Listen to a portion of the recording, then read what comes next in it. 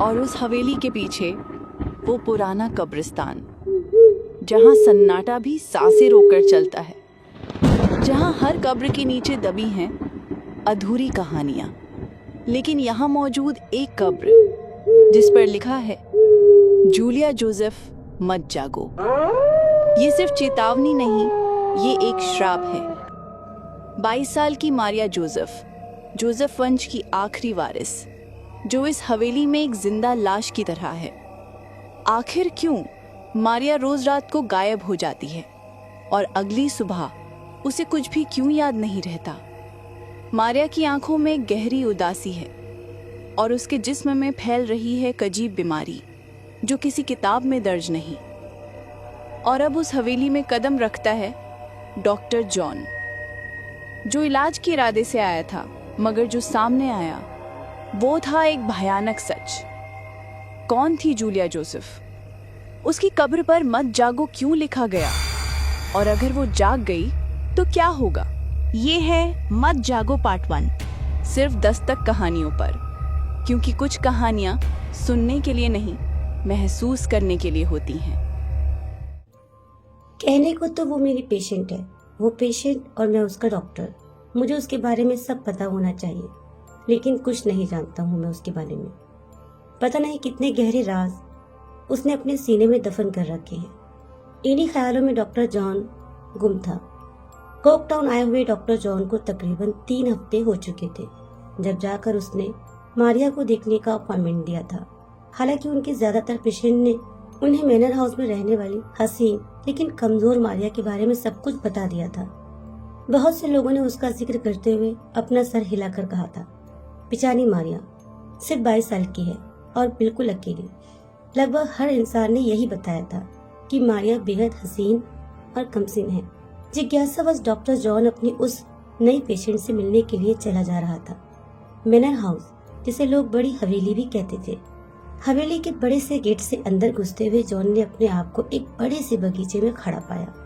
वहाँ अजीब सा सन्नाटा पसरा था। उसे लगा मानो वो बाहरी दुनिया से हटकर किसी और दुनिया में आ गया हो। यहाँ वहाँ कुछ कबूतर उड़ रहे थे, बस उन्हीं की आवाज वहाँ गूंज रही थी। काफी देर तक वो वहाँ खड़े होकर उस हवेली को निहारता रहा। वो पुराने समय का एक बड़ा सा बंगला था, जिसमें अनगिनत खिड़कियां और कई ऊंची चिमनियां दिखाई दे रही थी। वो मारिया के पूर्वजों का पुश्तैनी मकान था, कई 100 साल पुराना। मकान में कई जगहों पर दरारें पड़ गई थी, लेकिन वो अभी भी उतना ही आलीशान लगता था जितना कि उस जमाने में लगता होगा जब उसे बनाया गया था। जॉन की घड़ी ने उसे बताया कि वो अपने टाइम से 20 मिनट जल्दी आ पहुंचा है। वो समय का पाबंद था। अब क्योंकि 20 मिनट बाकी थे, इसलिए वो सोचने लगा कि कहाँ पर अपना टाइम बिताए। तभी उसकी नजर घर के पीछे बने बैकग्राउंड पर पड़ी, जैसा कि पहले के जमाने में हुआ करता था। घर का बैकग्राउंड एक ग्रेवयार्ड था, यानी कि मारिया के अनगिनत पूर्वज वहीं पर दफन थे और अनगिनत कब्र वहाँ मौजूद थी। जॉन को बचपन से ही एक अजीब सा शौक था, कब्रों पर लगे बड़े बड़े पत्थरों को पढ़ने का। उन मरे हुए आदमियों का जन्म कब हुआ, उसकी मौत क्यों हुई, कब कैसे क्या हुआ, ये सब कब्रों पर लगे पत्थरों पर वो पढ़ा करता था। अब क्योंकि उसके पास 20 मिनट का वक्त था, इसलिए उसने सोचा क्यों ना अपने बचपन के शौक को जगाया जाए, और वो तुरंत ही ग्रेवयार्ड में दाखिल हो गया। ग्रेवयार्ड में जगह जगह बड़े बड़े पेड़ लगे थे, जिनकी छाया उन कब्रों पर पड़ रही थी। बहुत सी कब्रों पर कई पत्थर नहीं थे।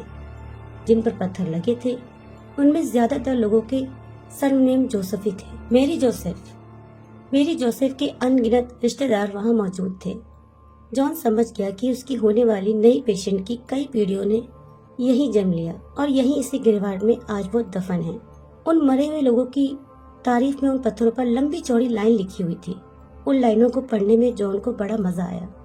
आगे पढ़ते पढ़ते वो एक अजीब सी कब्र के पास जा पहुंचा। ग्रेवयार्ड के कोने में मौजूद उस कब्र पर अजीब ये था कि उस पर लगे पत्थर पर कोई भी तारीफ नहीं लिखी थी।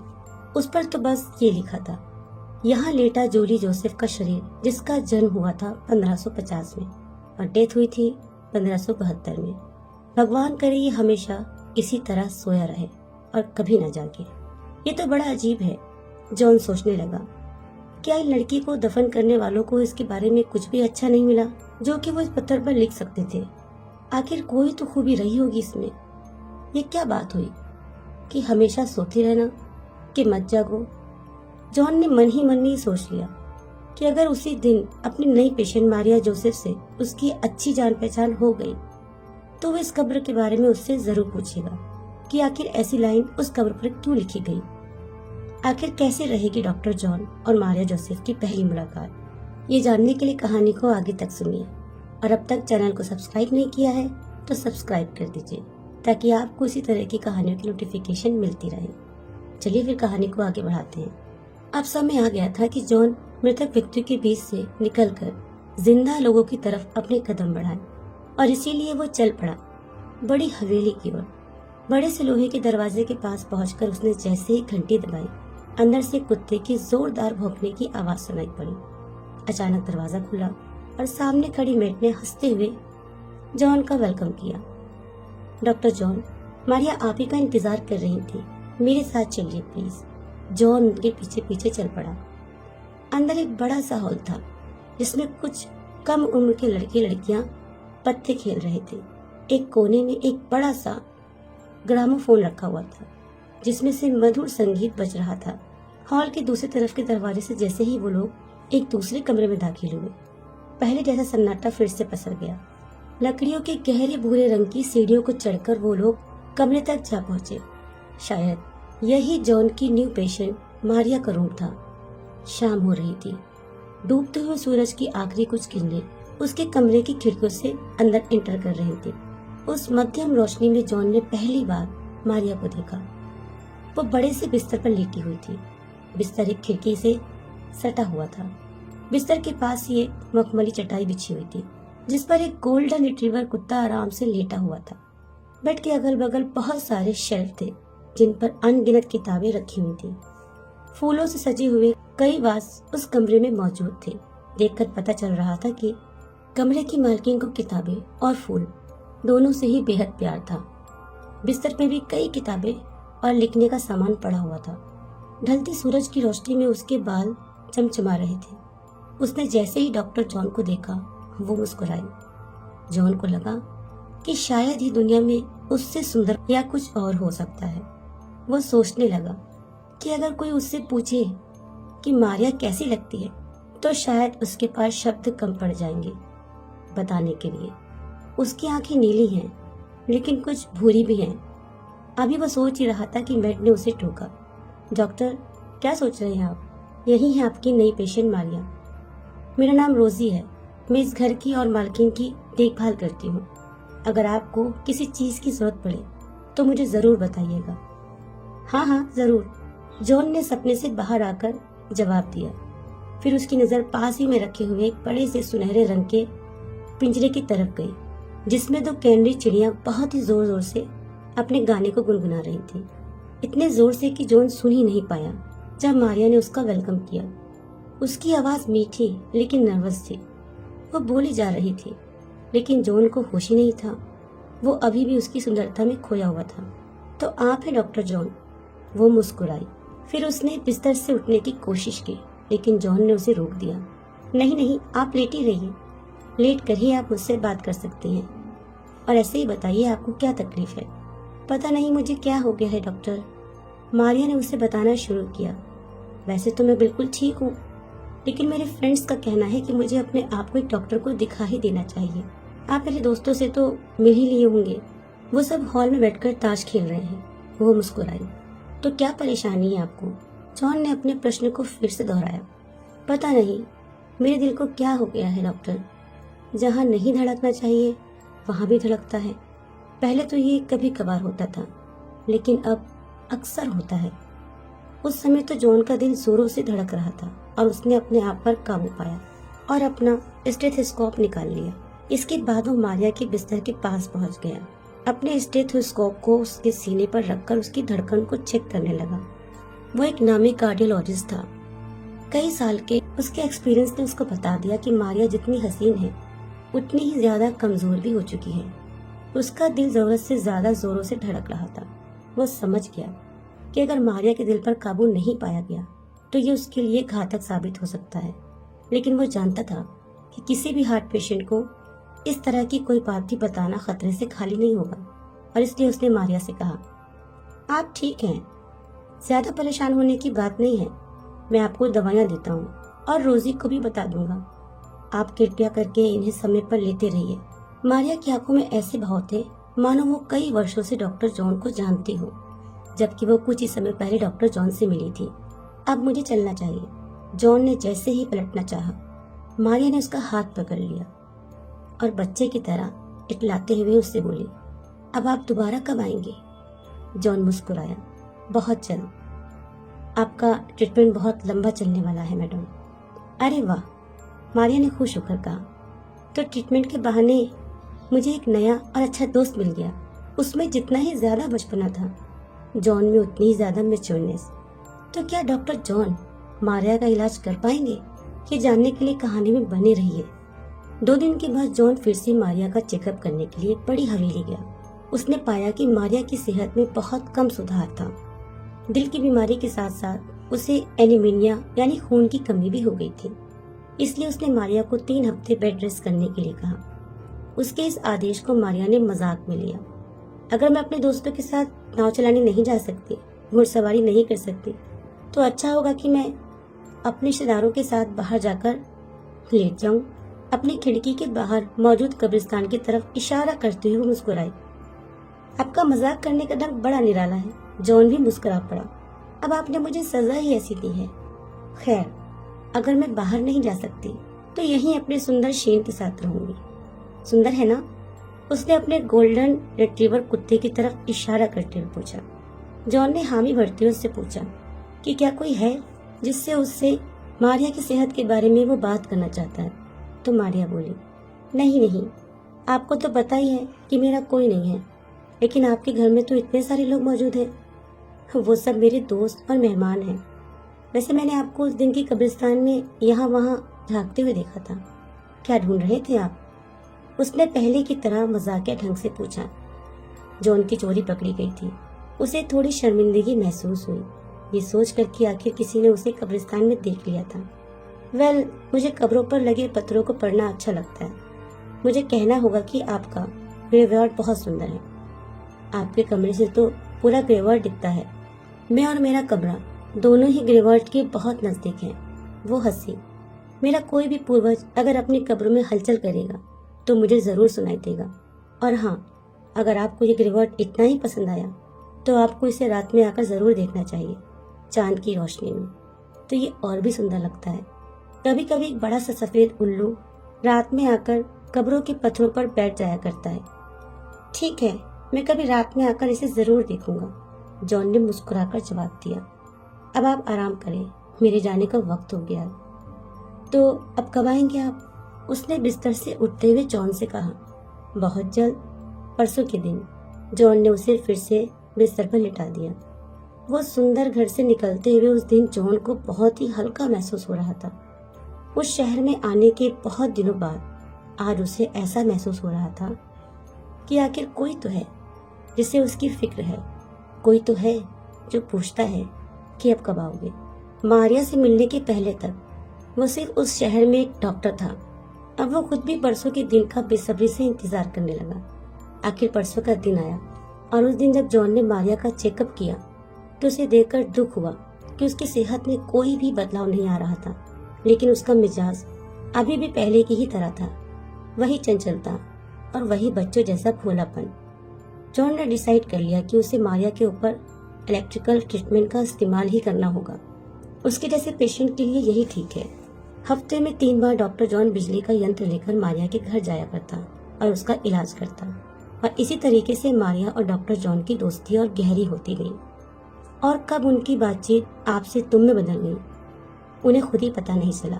और एक दिन ऐसे ही एक ट्रीटमेंट के दौरान मारिया ने जॉन से कहा, मैं तुम्हें सब बताना चाहती हूँ जॉन। जॉन ने कभी भी मारिया को इतना सीरियस होते हुए नहीं देखा था। उसने मारिया से पूछा, हाँ कहो ना, क्या बात है? कभी कभी मुझे ऐसा लगता है कि मेरी कोई पहचान नहीं है। क्या मतलब है तुम्हारा?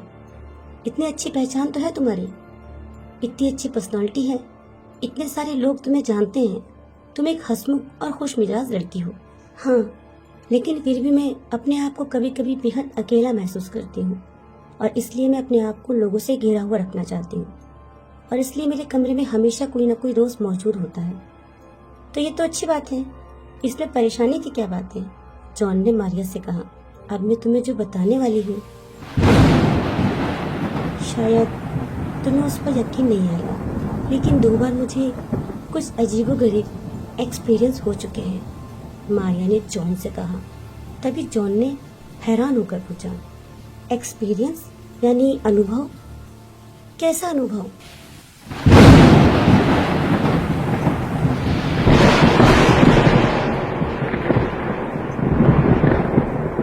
कैसे अनुभव थे वो? जॉन ने मारिया से पूछा। यह उस समय की बात है जब मैं काफी छोटी थी। एक शाम में अपने बिस्तर में आराम कर रही थी। मैं बहुत थकी हुई और परेशान महसूस कर रही थी और उस दिन भी मुझे ठीक वैसा ही महसूस हो रहा था। असहाय। शाम हो गई थी और हर जगह अंधेरा छा गया था। मेरा कमरा नीचे ग्राउंड फ्लोर पर था। तब मैं वहाँ सोया करती थी। जैस्मीन का एक पौधा जो बाहर उग रहा था, उसकी एक शाखा बार बार मेरी खिड़की पे दस्तक दे रही थी। खिड़की की दूसरी तरफ कब्रिस्तान था। तभी मुझे ऐसा लगा जैसे मुझे कोई देख रहा हो, घूर रहा हो और मैं खिड़की की तरफ देखने को मजबूर हो गई। और क्या?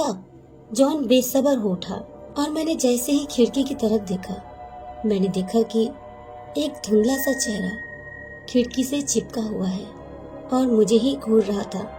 मेरा दिल जोरों से धड़क रहा था और तभी चांद, जो तब तक बादलों में ढका हुआ था, आजाद हुआ और उसकी रोशनी में मैंने देखा कि वह चेहरा मेरा खुद का था। मेरा खुद का, जो बहुत गुस्से में लग रहा था। मैं खुद अपने आप को खिड़की के बाहर से देख रही थी। मैंने डर के मारे अपनी आंखें बंद कर ली और जब उन्हें खोला तो खिड़की के बाहर मौजूद वो आकृति अपने हाथों को उठाए हुए हवा में लहरा रही थी। ये सब कुछ देखकर मुझे समझ नहीं आ रहा था। मेरा दिमाग सन पड़ गया था। मैं अपने आप को देखने के लिए मजबूर हो उठी। मैं बिस्तर से उठी। मैंने देखा कि मेरा पूरा शरीर लड़खड़ा रहा था और मैं किसी तरह से अपने कमरे में रखे ड्रेसिंग टेबल के पास जा पहुंची और फिर अपने आप को आईने में देखना चाहा, लेकिन वहां मुझे दूसरा धक्का लगा। पूरा आईना साफ था, उसमें मेरा अक्स था ही नहीं। कमरे में रखी बाकी चीजें साफ साफ नजर आ रही थी, सिवाय मेरे अक्स के। मैं आईने को घूरती रही, उसको झकझोरती रही, लेकिन कोई फायदा नहीं हुआ। दीवार पर लगी तस्वीर, अलमारी, मेरे पक्षियों का पिंजरा, सब कुछ उसमें दिखाई दे रहा था, सिवाय मेरे। जब मैंने घूमकर खिड़की की तरफ देखा तो देखा कि मेरी ही शक्ल वाली वो भयानक आकृति अब खिड़की से अंदर आने की कोशिश कर रही थी, लेकिन आ नहीं पा रही थी। डर के मारे मेरा शरीर ठंडा पड़ने लगा और मुझे बेहोशी आने लगी। मैंने किसी तरह अपने आप को जगा कर रखा और उसी हालत में अपने कमरे से निकलकर सीढ़ियां चढ़कर इसी कमरे में आई और यहाँ जिसका मुझे डर था वही हुआ। यहाँ लगा बड़ा सा आईना बिल्कुल खाली था, जैसे उसके सामने हवा के अलावा कुछ भी ना हो। आखिर मुझे हुआ क्या था कि मेरी छाया ही नहीं थी? क्या मुझे पागलपन का दौरा पड़ गया था? मैं तुम्हें बता भी नहीं सकती कि किस हालत में मैं अपने कमरे में वापस आई। मुझे दरवाजा खोलने में बहुत डर लग रहा था। मैंने भगवान का लाख लाख शुक्रिया अदा किया जब दरवाजा खोलने पर मैंने देखा कि खिड़की पर वो चेहरा अब मौजूद नहीं था। मैं जल्दी जल्दी आईने के पास पहुंच गई और राहत की सांस ली। फिर उसके बाद मेरा अक्स आईने में साफ साफ दिखाई देने लगा। ये पहली बार था जब ऐसा हुआ था। क्या तुम सुनना चाहोगी कि दूसरी बार मेरे साथ ये कब हुआ? मारिया ने अपनी बात खत्म की। हाँ बिल्कुल। जॉन चौकन्ना होकर मारिया की बातें सुन रहा था। वो सोचने लगा, पता नहीं मारिया कौन से राज को उजागर करने वाली है। तो सुनो, ये घटना पहली घटना के 3 साल बाद की है। पैर में मोच आने की वजह से मैं बिस्तर पर लेटी हुई थी। शाम का समय था और अचानक वही अजीब सी न होने की भावना मेरे मन में घर करने लगी, जैसे मैं होते हुए भी नहीं हूँ। अचानक मेरी नजरें एक ऐसी दिशा में घूम गई। उस जगह पर एक सोफा रखा हुआ था और उस सोफे पर वही भयानक आकृति उसी तरह लेटी हुई थी जैसे कि मैं। वो शरीर, वो चेहरा मेरा था। जो मुझे ही घूर रहा था। गुस्से में लाल वो आंखें मानो मेरे वहां होने से नाराज थी। उसके होठ हिल रहे थे, लेकिन मुझे कुछ सुनाई नहीं दिया। मुझे फिर से महसूस होने लगा जैसे मैं गायब होती जा रही हूँ। मेरे बिस्तर के बगल में रखी टेबल पर एक छोटा सा आईना रखा था। मैंने उसे झट से उठाया और अपने चेहरे के सामने कर दिया, और फिर से उसमें से मेरा अक्स गायब था। तभी मेरे कमरे में रोजी आ गई, और फिर जैसे ही मैंने सोफे पर नजर डाली, मैंने देखा कि वो आकृति अब वहां से गायब थी। आईने में मेरा अक्स फिर से नजर आने लगा था। मैंने आज तक ये सारी बातें किसी से नहीं कही।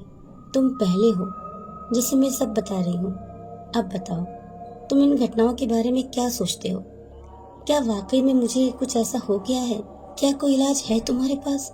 अब मैं तुमसे जो कहने वाला हूँ शायद तुम्हें अच्छा नहीं लगेगा, जॉन ने मारिया से कहा। लेकिन मुझे लगता है कि शायद दोनों ही बार तुम सपना देख रही थी। अगर तुम इस तरह से बात करोगे तो फिर कभी तुम्हें अपने बारे में कुछ नहीं बताऊंगी। तुम अच्छी तरीके से जानते हो कि मैं तब जागी हुई थी। हाँ, शारीरिक तौर पर शायद तुम नहीं सो रही होंगी, लेकिन जॉन ने सफाई देने की कोशिश की, लेकिन मारिया सुनने को तैयार ही नहीं थी।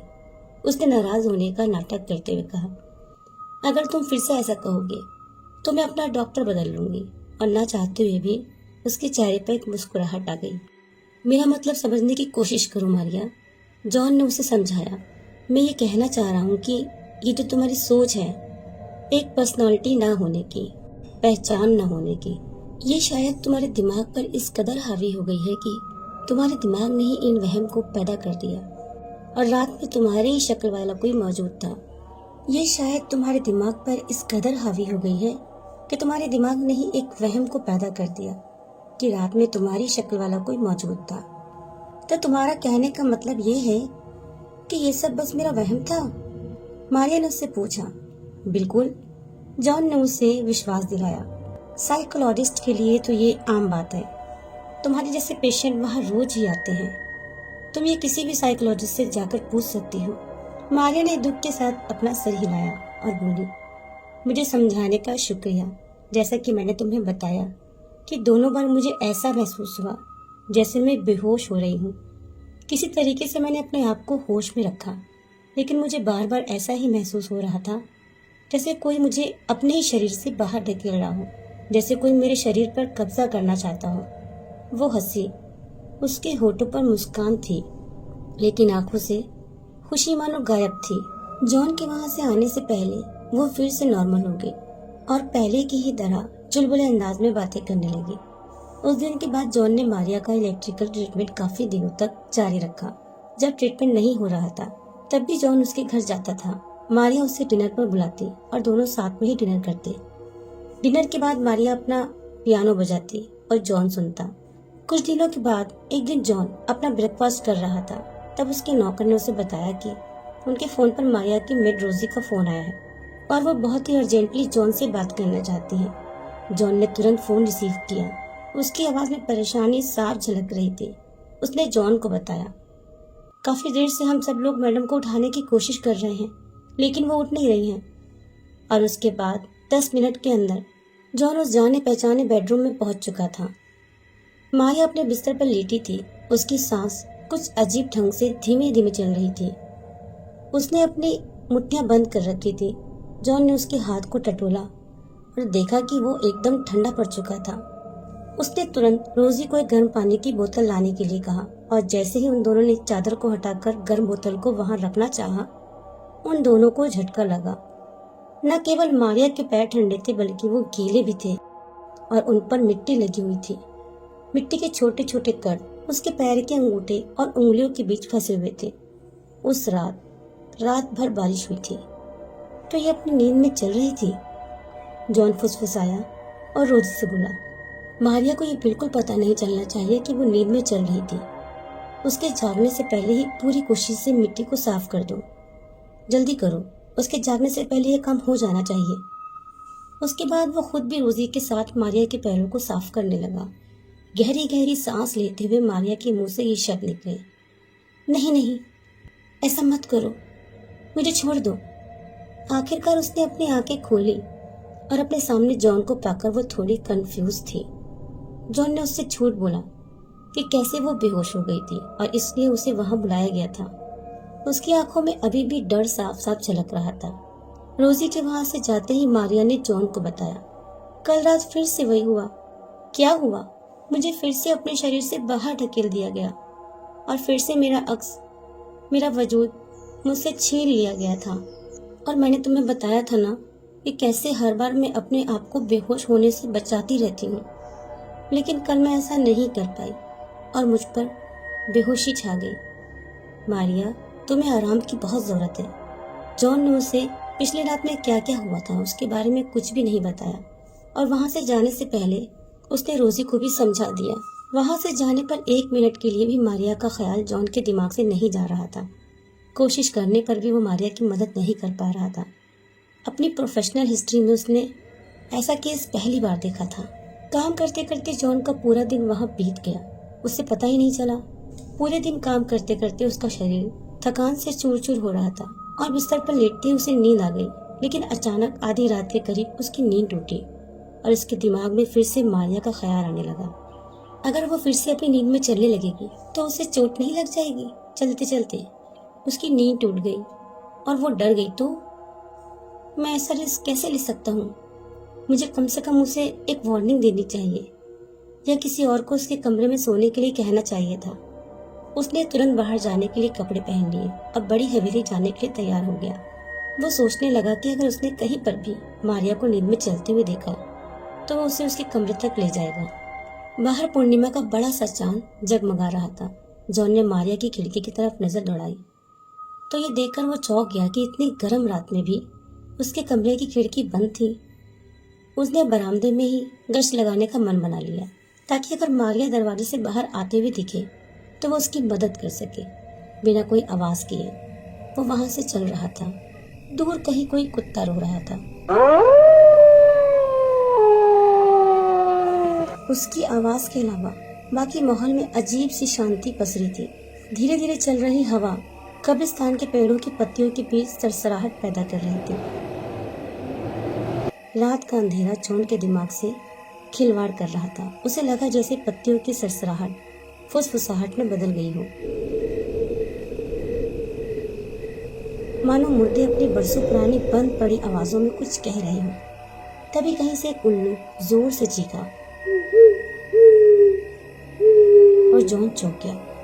रात की रोशनी में तो कब्रिस्तान और भी सुंदर लग रहा था। एक बड़ा सा सफेद उल्लू कब्रों के पत्थरों पर आकर बैठा था।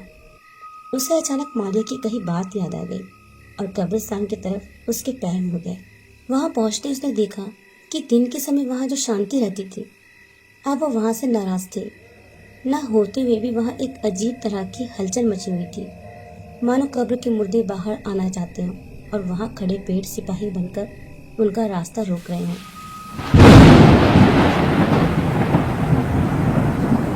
जैसे ही जॉन ने कब्रिस्तान के बाईं ओर नजर घुमाई तो वो बुरी तरह से चौंक गया।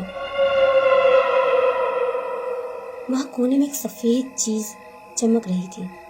उसे समझने में देर नहीं लगी कि वो कोई चीज नहीं बल्कि कोई आदमी था, कोई व्यक्ति था और उसके अगले ही पल वो कौन है ये भी उसकी समझ में आ गया था। लंबे लंबे कदम रखता हुआ वो ठीक उसी जगह जा पहुंचा जहां मारिया अपना लंबा सा सफेद रंग का नाइट गाउन पहने हुए कब्र के ऊपर लेटी थी। उसके हाथ जिनकी मुट्ठियां बंद थी ऊपर की तरफ फैले हुए थे। उसके शरीर में एक अजीब सी कंपन हो रही थी, जैसे उसे मिर्गी का दौरा पड़ रहा हो। वो उठने के लिए छटपटा रही थी लेकिन उसमें उठने की शक्ति ही नहीं थी। ऐसा लग रहा था जैसे कोई शक्ति उसे नीचे खींच रही थी और उसे कब्र पर लेटने को मजबूर कर रही थी। वो धीरे धीरे करा रही थी। जॉन ने उसके चेहरे को देखना चाहा। उसकी आंखें बंद थी। उसके थके हुए शरीर ने करवट ली और उसके नीचे मौजूद भूरी कब्र उजागर हो गई जिस पर लिखा था, यहाँ लेटा है जूली जोसेफ का शरीर, जिसका जन्म हुआ था 1550 में और डेथ हुई थी 1572 में। भगवान करे वो हमेशा इसी तरह सोई रहे। जॉन को वो पहला दिन याद आ गया जब कब्रिस्तान में दाखिल हुआ था और उसने मारिया की उस पूर्वज जूली जोसेफ की कब्र देखी थी। वही जूली जोसेफ जिसकी तारीफ में उसकी कब्र पर कुछ भी नहीं लिखा था, बल्कि उसके कभी न उठने की कामना की गई थी। आखिर कौन थी जूली जोसेफ? अभी जॉन ये सब सोच ही रहा था कि तभी मारिया के मुंह से निकला, नहीं नहीं नहीं। और वो पहले की ही तरह तड़पते और कराहने लगी। जॉन से उसकी पीड़ा बिल्कुल देखी नहीं जा रही थी। उसने उसे गोद में उठाया। ऐसा करने में उसे बेहद ताकत की जरूरत पड़ी, क्योंकि उसे ऐसा महसूस हो रहा था मानो वो मारिया को किसी दलदल से उठा रहा हो। उसे डर था कि कहीं मारिया जाग न जाए। इसलिए जॉन मारिया को उठाकर धीरे धीरे घर ले आया। उसके कमरे में पहुंचकर उसने उसे बिस्तर पर धीरे से लिटा दिया। शीन, मारिया का गोल्डन रिट्रीवर कुत्ता, तुरंत आकर अपनी मालकिन का हाथ चाटने लगा। कुछ देर तक जॉन उसके पास बैठा रहा और फिर जब मारिया की सांस फिर से नॉर्मल हुई, तब ना चाहते हुए भी वो मारिया को छोड़कर जाने के लिए तैयार हो गया। चिंता से जॉन को सारी रात नींद नहीं आई। अगली सुबह जल्दी उठकर वो राउंड पर निकल पड़ा। उसने सोच लिया था कि अगर कोई उसे पूछेगा कि वो इतनी सुबह क्यों आया है, तो ये बोल देगा कि उसे मारिया के प्रिस्क्रिप्शन को बदलना है। लेकिन जैसे ही वो बड़ी हवेली पहुंचा, वहां चिंतित रोजी उसे घर के बाहर ही मिल गई। आपको देखकर मुझे बहुत खुशी हो रही है डॉक्टर, मैं आपको ही फ़ोन करने वाली थी। हमारी मैडम का तो आज भी वैसा ही हाल है जैसा कि कल था। सुबह से सब उन्हें उठाने की कोशिश कर रहे हैं, लेकिन वो उठ ही नहीं रही। मुझसे तो उनकी हालत देखी नहीं जाती। शायद वो बहुत थक गई होंगी, इसलिए इतनी गहरी नींद में सो रही हैं। जॉन ने उसे कूल करने की कोशिश की, लेकिन उन्होंने ऐसा किया क्या है कि वो इतनी थक गई हैं। और हाँ डॉक्टर, एक भयानक चीज़ हुई है, उसके बारे में भी मुझे आपको बताना है। लगता है रात में खिड़की के जरिए कोई बिल्ली कमरे में दाखिल हो गई थी और उसने पिंजरे में रखी उन दोनों खूबसूरत प्यारी चिड़ियों को बहुत बेरहमी से मार दिया है। उनके खून से सने हुए शरीर वही जमीन पर पड़े हुए हैं और उनके सर गायब है। पता नहीं मैं मारिया मैडम को ये बात कैसे बताऊंगी। जब वो उठेंगी उनको तो बहुत बुरा लगेगा। ठीक है, मैं बता दूंगा। ऐसा कहकर जॉन रोजी के साथ बेडरूम में दाखिल हुआ। लेकिन फिलहाल तुम यहाँ से पिंजरे को ले जाओ और नौकरों से कह दो कि ये सब कुछ साफ कर दे। ध्यान रहे मारिया को ये सब नहीं दिखाई देना चाहिए। मारिया गहरी बेहोशी की हालत में थी। उसकी हालत बिल्कुल पिछली सुबह की तरह थी। जॉन ने उसकी पल्स की जांच करने के लिए उसके हाथ को अपने हाथ में लिया और दंग रह गया। उसकी दिल की धड़कनें तेज हो गई और उसका दिमाग वो मानने को तैयार ही नहीं था जो उसकी आंखें उसे दिखा रही थी। वो अंदर से बीमार महसूस करने लगा और 1 मिनट के लिए उस हाथ को जिसे चूमने का उसे कई बार मन हुआ था। घृणा के कारण उसने उसे अपने से अलग कर दिया, क्योंकि वो हाथ खून से सना था और उस हाथ ने चिड़ियों के कई पंखों को कसकर थाम रखा था। उस दृश्य से साफ था कि जबरदस्ती उन पंखों को उन पंछियों के शरीर से उखाड़ा गया था, क्योंकि वो पंख भी खून से सने हुए थे। जॉन के पूरे शरीर में सिरहन दौड़ गई, लेकिन वो जानना चाहता था और उसे मारिया के जागने से पहले ही कुछ करना होगा। उसने तुरंत गर्म पानी मंगवाया और मारिया के हाथ को साफ कर दिया। ये बात उसकी समझ से परे थी कि मारिया, जो कि अपनी चिड़ियों से इतना प्यार करती थी, वो उन्हें इतनी बेरहमी से कैसे मार सकती है। मारिया की सी हालत देखकर डॉक्टर समझ गया, ये तो तय है कि मारिया ने ही इन पंछियों को मारा है। कुछ देर बाद आखिरकार मारिया को होश आ गया। उसकी आंखों में बौखलाहट साफ साफ दिखाई दे रही थी, लेकिन जैसे ही उसने जॉन को देखा, उसकी आंखों में एक चमक सी आ गई। तुम? वो जॉन को अपने सामने देखकर चौंक गई। जॉन ने उससे सब कुछ छुपाते हुए ये बताया कि वो वहाँ उसका चेकअप करने आया था। उसकी नजरें कमरे में यहाँ वहाँ कुछ तलाश कर रही थी। शीन कहाँ गया? उसने अपने वफादार साथी के बारे में पूछा। जब मैं आज सुबह आपके कमरे में आई तब वो यहाँ नहीं था मैडम, रोजी ने उसे बताया, और ये भी कहा कि वो कहीं नहीं मिल रहा। मैंने सबसे पूछ लिया पर किसी को नहीं पता कि शीन कहाँ गया। वो जरूर खिड़की से कूदकर चला गया होगा, लेकिन क्यों? कितनी अजीब बात है, पहले तो उसने कभी ऐसा नहीं किया। मारिया को अचंभा हुआ। उसके रिक्वेस्ट करने पर जॉन ने खिड़की से नीचे देखा तो वाकई में मिट्टी में कुत्ते के पैरों के निशान थे। मुझे जाकर उसे ढूंढना चाहिए, क्योंकि मैंने उसके बारे में बहुत बुरा सपना देखा है, मारिया ने परेशान होते हुए कहा। उसके चेहरे का रंग उड़ चुका था।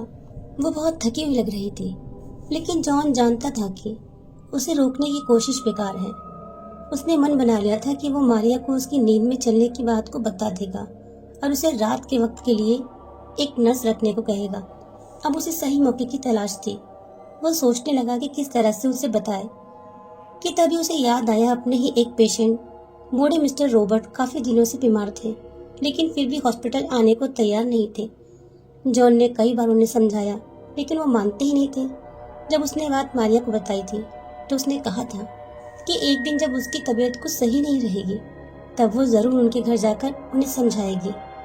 बस जॉन को यही बहाना मिल गया और जैसे ही वो शीन को घर में ढूंढने के बाद कमरे में लौटी, वैसे ही जॉन ने उसे याद दिलाया।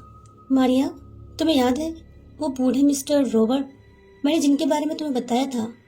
ओह हाँ हाँ, क्या वो हॉस्पिटल में एडमिट हो गए? नहीं, वो मान ही नहीं रहे। अच्छा, तो कल मैं तुम्हारे साथ उन्हें समझाने के लिए चलूंगी। तुम देखना, वो मेरी बात जरूर मान लेंगे। क्या पता रास्ते में कहीं शीन भी मिल जाए, मारिया ने खुश होते हुए कहा। जॉन को अपनी प्लानिंग सफल होते नजर आने लगी। तो क्या मारिया को शीन वापस मिलेगा? आखिर क्या हुआ शीन के साथ? तो क्या मारिया एक डबल पर्सनालिटी है या कुछ ऐसा राज है मारिया से जुड़ा हुआ जिसे जॉन समझ नहीं पा रहा? क्या जॉन इस हकीकत तक पहुंच पाएगा? अगला दिन जॉन और मारिया के लिए कौन से अनुभव लेके आने वाला है, ये सब जानने के लिए हमारी कहानी से जुड़े रहिए और सुनते रहिए मत जागो।